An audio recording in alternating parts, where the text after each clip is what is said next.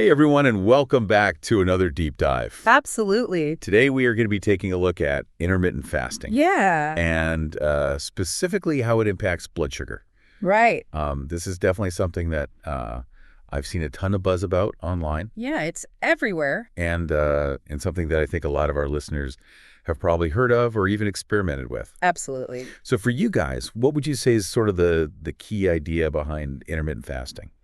Well, the important thing to remember with intermittent fasting is that it's not about what you eat, Okay. but when you eat. Sure. So you're not really changing your diet per se. Right. You're just changing the timing of your meals. Okay, so like strategically skipping meals or Exactly. or like having certain hours where you're eating. Yeah, so you're basically setting up these cycles of eating and not eating. Okay. And there are lots of different ways to do it.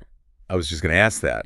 So it's not just like, oh, I'm just going to skip breakfast. Right. Like there are different like official, I guess, protocols? Yeah, exactly. So some of the most common ones you'll hear about are like the 168 method. Okay, yeah, I've heard of that. Yeah, so that's where you basically fast for 16 hours, and then you have an 8-hour window where you can eat. Okay. And a lot of people find that one pretty easy to start with. Okay. Because you're mostly just extending that overnight fast. Gotcha. And then there's the 5.2 approach. Okay. And that's where you eat normally for 5 days a week. And then on 2 non-consecutive days, you restrict your calories quite a bit. Okay. You also have alternate day fasting, where you basically switch back and forth between eating normally and either completely fasting or having a very low-calorie day.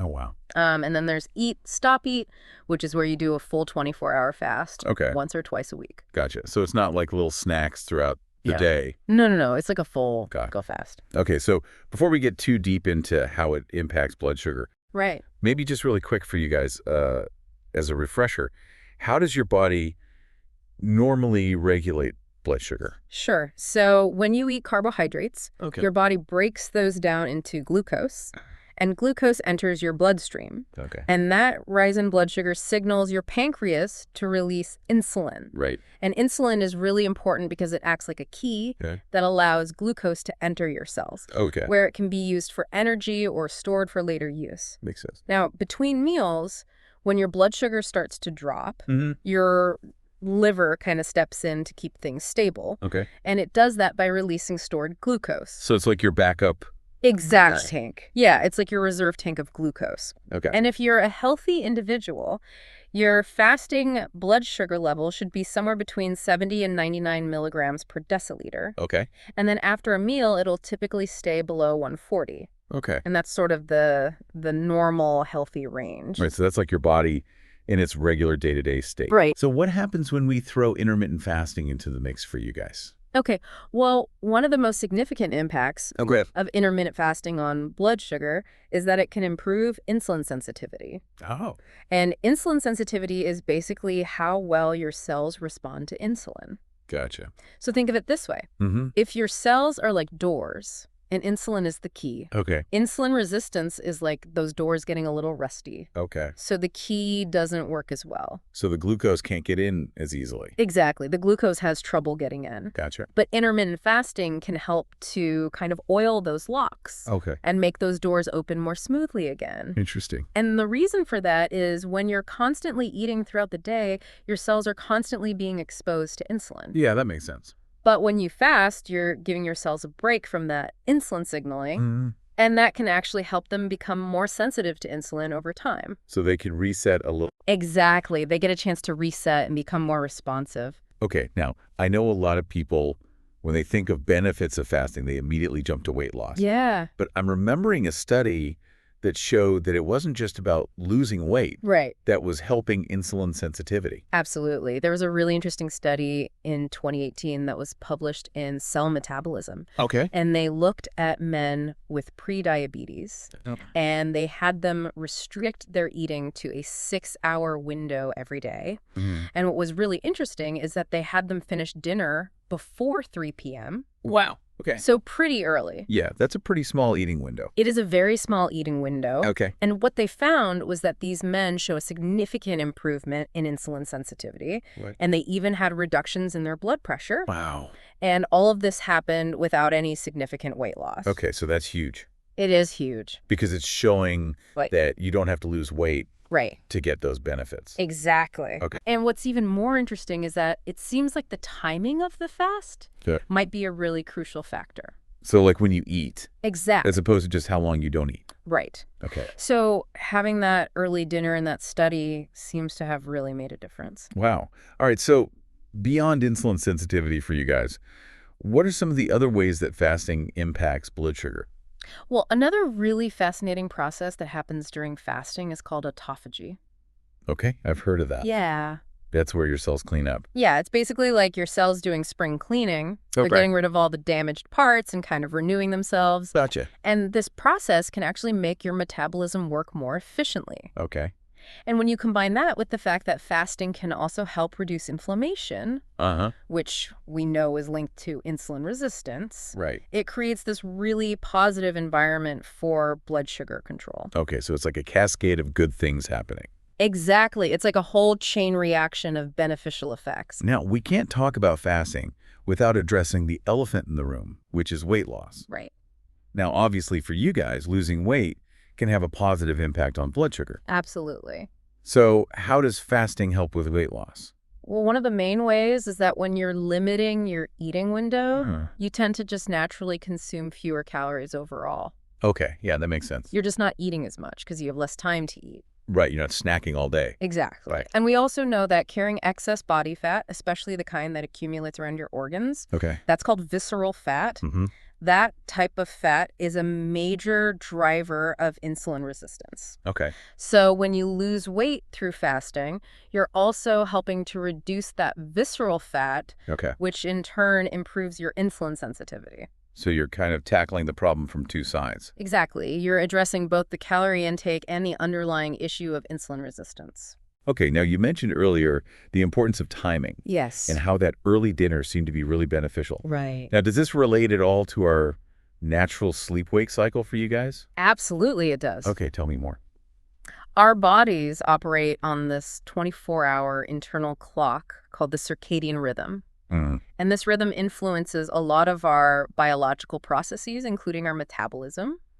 And there's growing evidence that aligning your eating patterns with your circadian rhythm can actually help optimize how your body manages glucose. So eating during the day and fasting at night. Exactly. Really? And there was a 2017 study at the University of Alabama, Birmingham, where they found that people who restricted their eating to an 8-hour window between 7 a.m. and 3 p.m. saw improvements in insulin sensitivity, blood pressure, and markers of oxidative stress compared to people who ate over a longer 12-hour window. Wow. Okay. So again, timing seems to be really key here.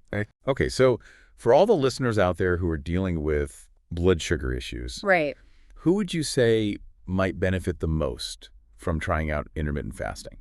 Well, people who have insulin resistance, All prediabetes, or metabolic syndrome. Okay. Those are the folks who are likely to see the biggest improvements. Gotcha. And there was a really great review article published in the New England Journal of Medicine in 2019. Okay. And it actually highlighted the fact that intermittent fasting might be able to reverse insulin resistance. Oh, okay. So that's pretty significant. That's a big deal. It is.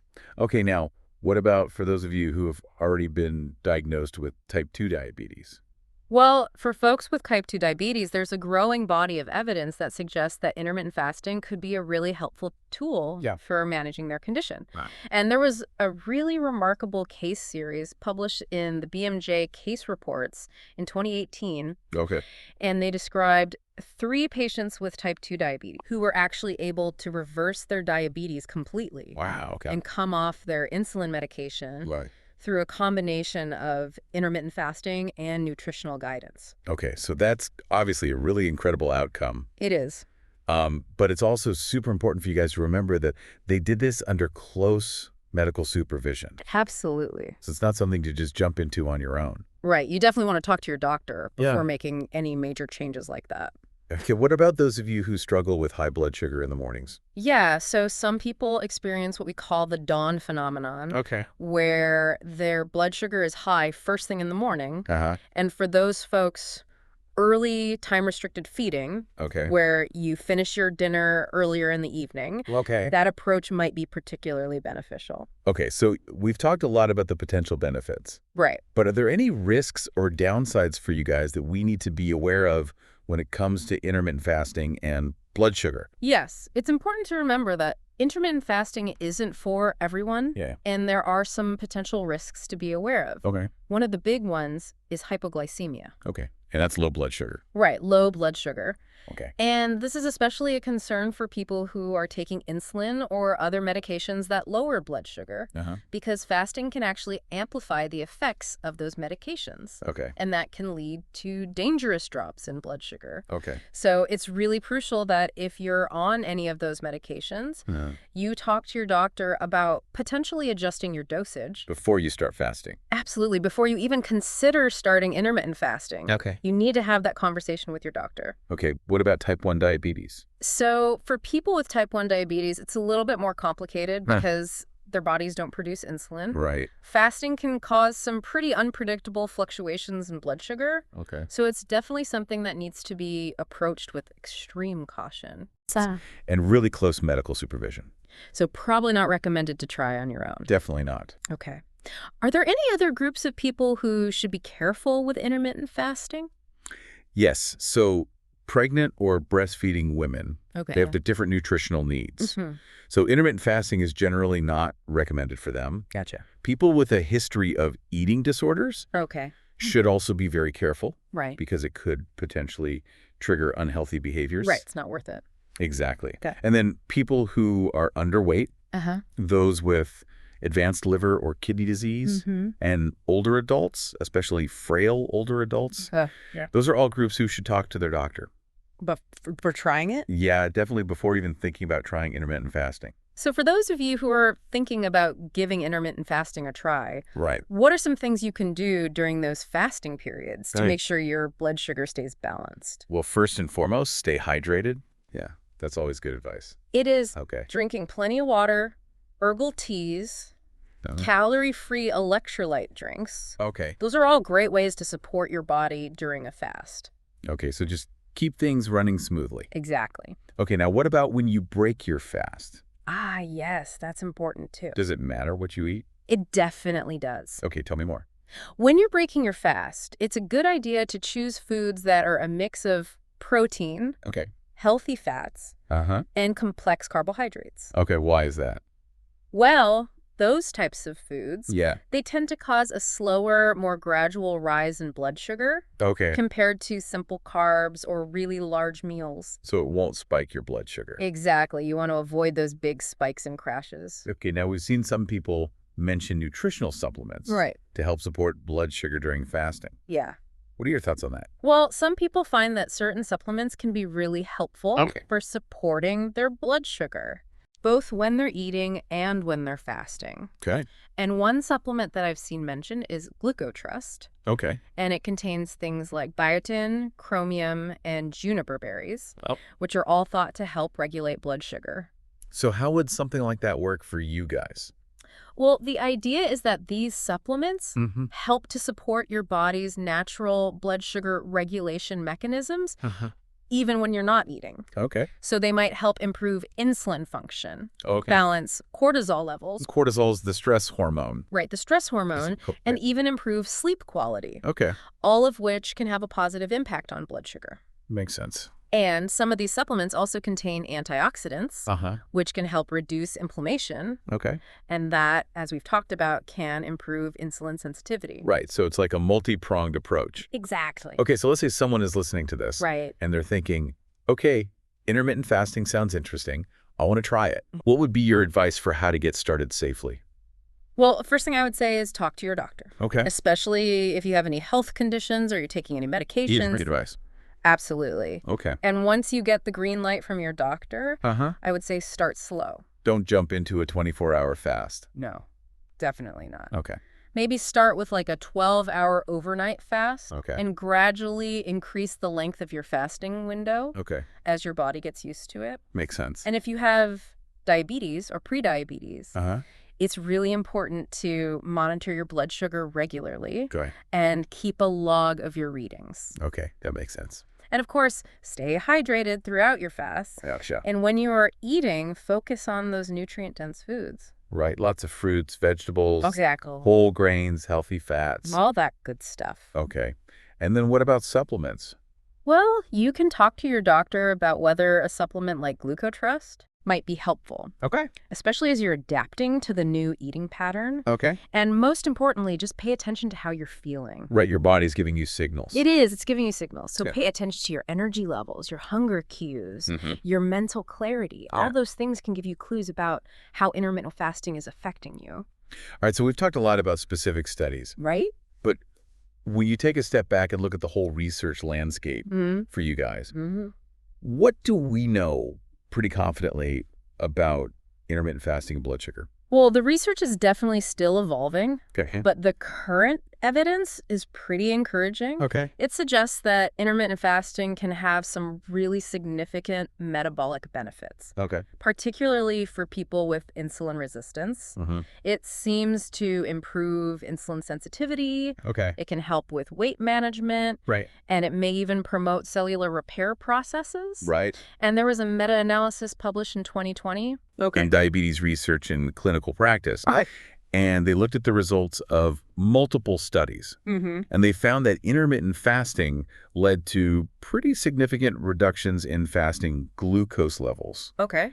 insulin levels, and markers of insulin resistance. Okay, so that gives us a good foundation to say, Right. yeah, this seems to be working. It does. Okay, so to wrap things up for everyone listening, Okay. what would you say is the biggest takeaway?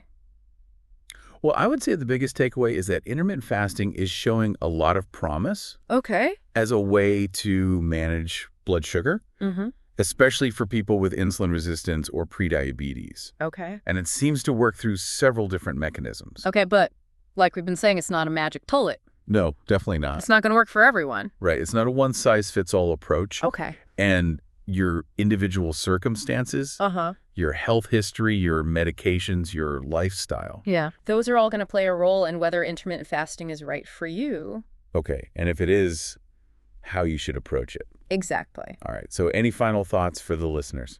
Well, I would just encourage you, if you're thinking about trying intermittent fasting, to consider the potential role of supportive supplements. Okay. Like GlucoTrust, What? especially in that initial adaptation phase. Okay. But most importantly, work closely with your doctor Yeah. and pay attention to how your body responds. Right. Because everyone is different. Exactly. Everyone is different. Okay. Well, it seems like the when of eating Right. might be just as important as the what of eating. Absolutely. So that's something for you guys to think about. Food for thought. Literally food for thought. Yeah. All right. Thanks for tuning in to another deep dive, and we'll catch you next time. Great talking to you. Likewise. All right. Bye. See ya.